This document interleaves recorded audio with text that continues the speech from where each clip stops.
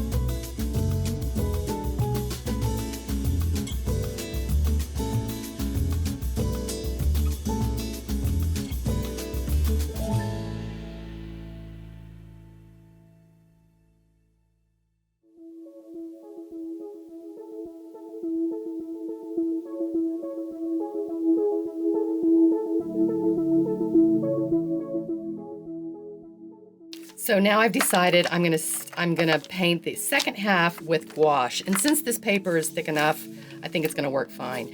I keep my acrylic gouache in these little pots, paint pots, and I keep them in a drawer. And then to get them going, you have to rehydrate them because I'm not using them directly out of the tube. So I didn't want to mess with that, so I just opened up my tubes of acrylic gouache, which is an acrylic gouache, Holbein acrylic gouache. And so it was just really quick and convenient. And I knew it would dry quickly. So I just put down these three colors and then black and white. And then with a flat brush, and I also used an angled brush, I was switching back and forth, and I just filled in the paint and mixed the colors and filled in the paint. And I think it turned out cool.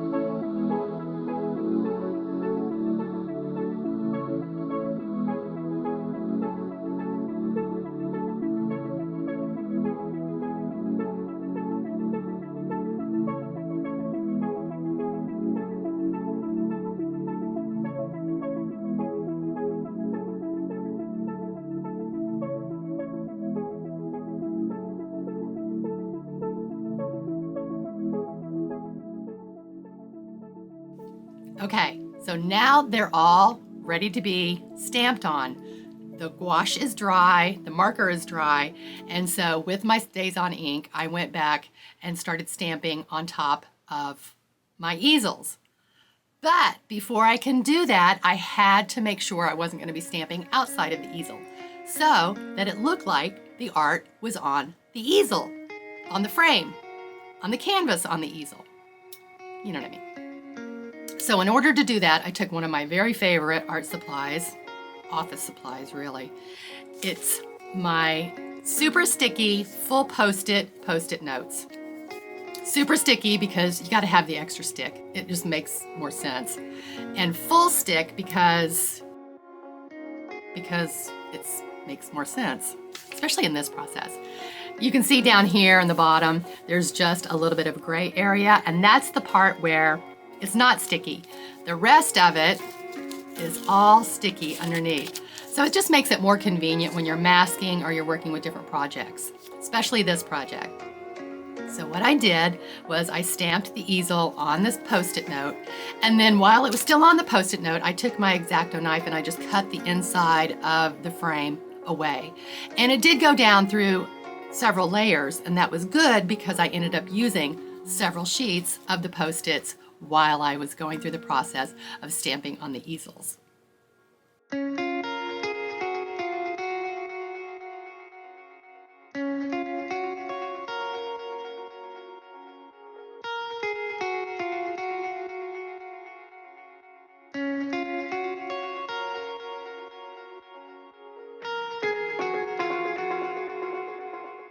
So when I'm ready to start stamping, I'm going to go back to my black StazOn, and I'm going to make sure that I have it re-inked well.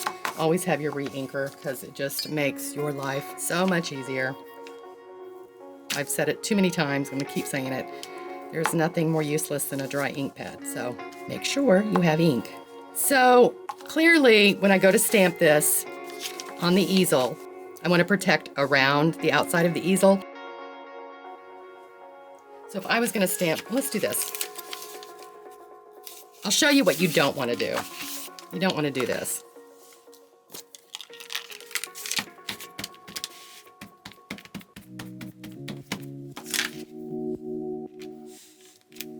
Because then you get it on the other easel. So the smart thing to do would be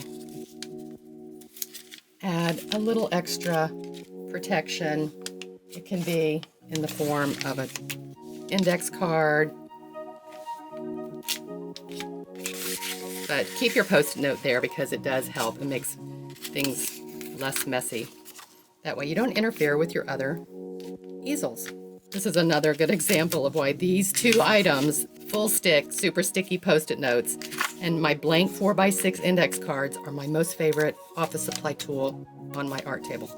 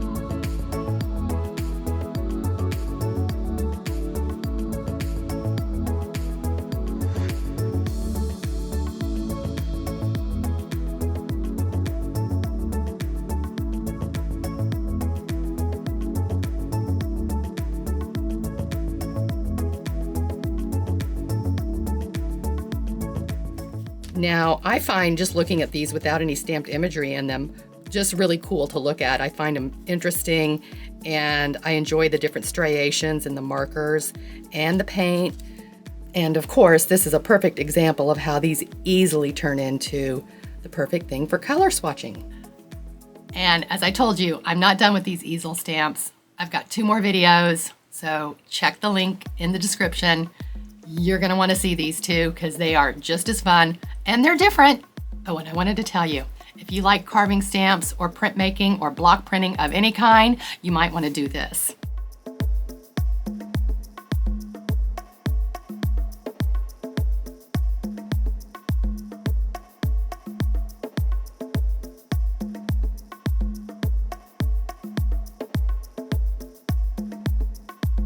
Don't forget to hit that subscribe button. See you in the next video.